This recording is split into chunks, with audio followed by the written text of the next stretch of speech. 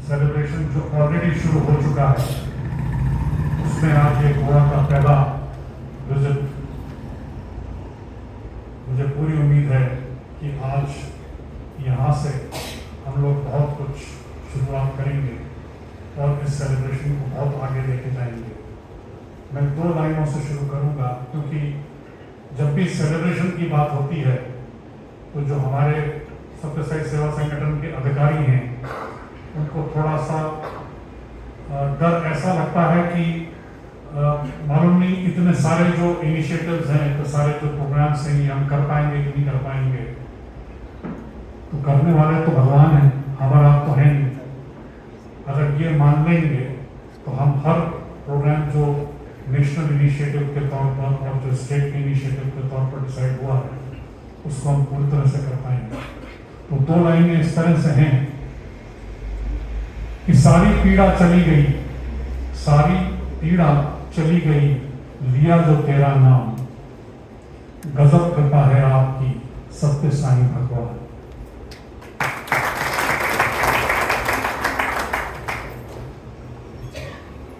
भगवान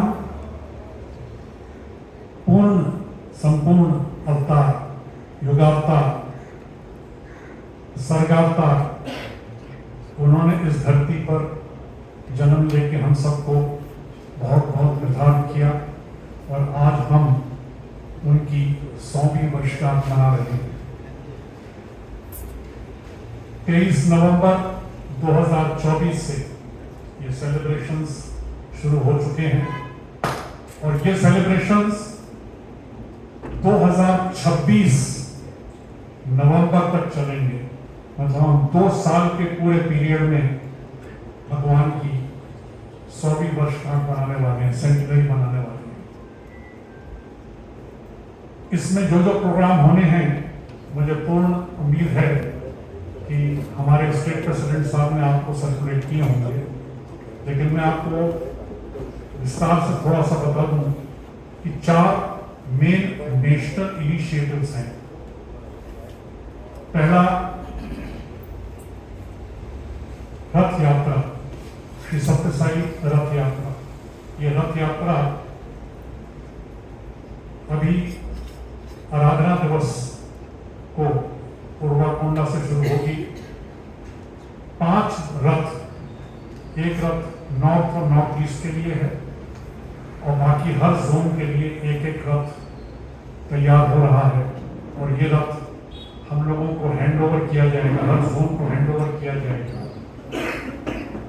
24 अप्रैल जो आराधना दिवस होगा 2025 में, उस दिन ये रथ हमको हैंडओवर किया जाएगा और उस रथ को फिर पूरे जोन में, हमारे जोन में 6 स्टेट्स हैं जैसा आपने सुना अभी, उन 6 स्टेट्स में किस तरह से लेके जाना है इस रथ को, इस पर चर्चा एक हो चुकी है और एक फाइनल चर्चा अभी 10 दिसंबर को फिर शाम को 7 बजे होनी है। उसमें 2 हमारे पास ऑप्शंस थे। एक ये कि वो गोवा से एंटर हो और दूसरी जगह वेस्ट 1 में होकर उसके बाद महाराष्ट्र वेस्ट में जाकर के फिर ईस्ट में जाकर उसके बाद फिर गुजरात होती हुई राजस्थान होती हुई राजस्थान से वापस आए।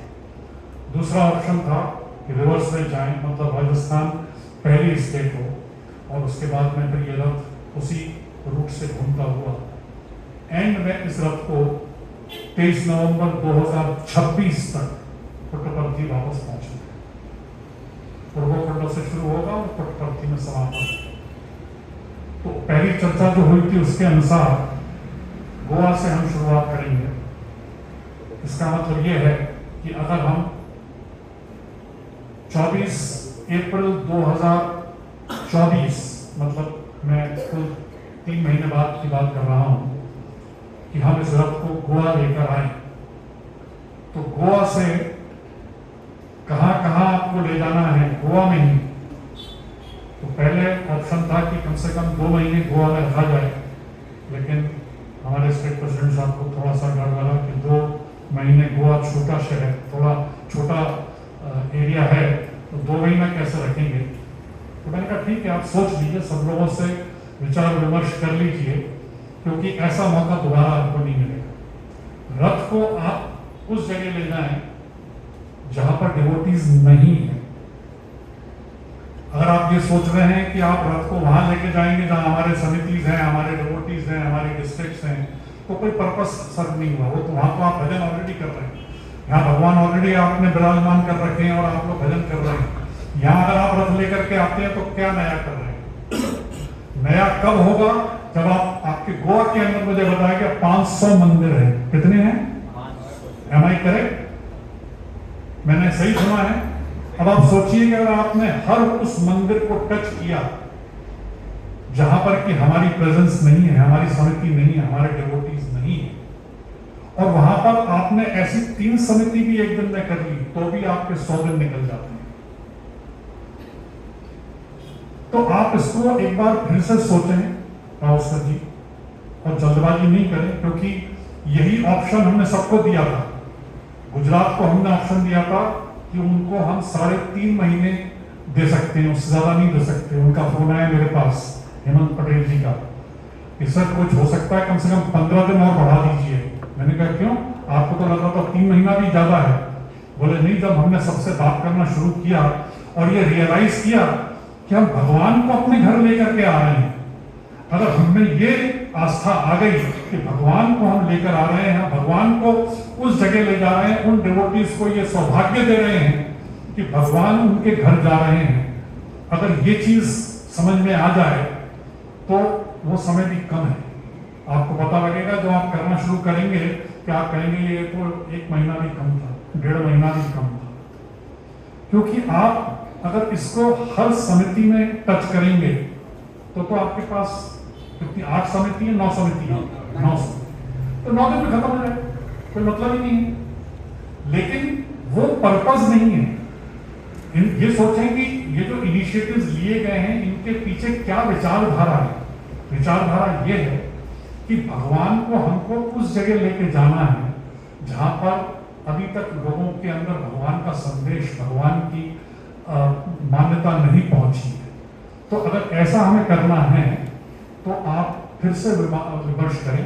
अभी आपके पास ट्यूसडे को है हमारी मीटिंग, हमारी आपकी, और वो भी एंड नहीं है। अगर आपको लगता है उसके बाद भी कि आपको और 1 हफ्ता चाहिए तो उस 1 हफ्ते के बाद भी हम सोच सकते हैं, लेकिन आप इसको सोचें समझें, क्योंकि बाद के अंदर देखिए वो बोलते हैं ना कि न भूतो न भविष्यति, ऐसा मौका न कभी पहले जिंदगी में आया है और न कभी आने वाला है किसी भी डिवोटी के जीवन में, जबकि भगवान की 100वीं वर्षगांठ मनाने का हमको मौका मिल रहा है।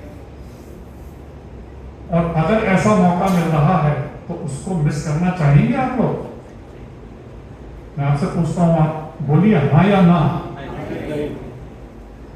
तो ऐसे मौके का पूरा फायदा उठाने के लिए क्या करना है ये आप लोग सोचें, क्योंकि यही चीज आएगी। अभी तो हमने शुरुआत भी नहीं की है। जब हम लोग वॉक फॉर वैल्यूज मशाल लेकर 6 मशाल हर जोन में जाएंगे, ये शुरुआत होगा गुरु पूर्णिमा से और ये खत्म होगा इसी साल। मतलब उसके लिए हमें कुल 5 महीने लगेंगे, क्योंकि ये नवंबर 2025 में ही वो मशाल वापस पुट्टपर्थी पहुंचनी है। पुट्टपर्थी से शुरू होगी प्रशांति निलायम से, और प्रशांति निलायम में वो मशाल वापस पहुंचेगी। और ये जो मशाल है इसको हमको मैराथन की तरह से कहां लेके जाना है, क्योंकि ये आसानी से आप इंटीरियर्स में भी ले जा सकते हैं। रथ जो है थोड़ा बड़ा है, टाटा का 407 व्हीकल के ऊपर रथ बनाया जा रहा है, तो वो थोड़ा सा बड़ा है, उसको आप गलियों में नहीं ले जा सकते। लेकिन मशाल को, वॉक फॉर वैल्यूज की जो मशाल है उसको आप लोग कहीं भी ले जा सकते हैं, किसी के भी घर में ले जा सकते हैं। और जो परिचर्या है वो ये है कि मशाल हुई या रथ हुआ, इसको हमको रात को जहां पर भी इसको रखना है, वो या तो अडॉप्टेड विलेज हो या स्कूल हो या कोई मंदिर हो, वहां पर उनको रखना है। और वहां पर फिर हम लोग सारी अपनी एक्टिविटीज करनी है, जैसे मेडिकल एक्टिविटीज हैं, भजन है, सत्संग है, नारायण सेवा है, ये सारी एक्टिविटीज हमको उनके इर्द गिर्द करनी है जिस वक्त की रथ वहां पर ट्रैवल कर रहा है, और सिमिलरली जबकि मशाल ट्रैवल कर रही है। उसके बाद की जो दो एक्टिविटीज हैं वो इतनी मास बेसिस की नहीं है। एक क्रिकेट लीग, मुझे नहीं मालूम यहाँ पर कितनी टीम्स हैं, लेकिन 4 टीम्स हैं। हिंदुस्तान भर के अंदर इस वक्त 875 क्रिकेट की टीम्स हैं। 875 क्रिकेट टीम्स हैं जो ऑलरेडी मैचेस शुरू हो चुके हैं। पुट्टपर्थी में ऑलरेडी इसका शुरुआत वाला मैच खेला जा चुका है। तो क्रिकेट लीग एक इनिशिएटिव है। एक इनिशिएटिव है शॉर्ट फिल्म फेस्टिवल। बाबा के ऊपर जो भी कहानियां हों, बाबा के जो एक्सपीरियंसेस हों, उनके ऊपर कोई शॉर्ट फिल्म बनाई जाए। वो ऐसी होनी चाहिए जिसको कि हम लोग प्रिजर्व कर सकें, लोगों को दिखाएं और बाबा का मैसेज घर घर में पहुंचाएं। ये मेजर इनिशिएटिव्स हैं। इसके अलावा बाकी जो इनिशिएटिव्स हैं वो आपको मालूम ही है। बाल विकास है ही हमारा, विद्या ज्योति है ही हमारी, और ग्राम सेवा 6000 विलेजेस। यहाँ कितने विलेजेस हैं गोवा में? 10 विलेजेस। तो यहाँ पर 10 विलेजेस आपने ऑलरेडी अडॉप्ट किए। सोचिए, देखिए 10 विलेजेस आपने अडॉप्ट किए।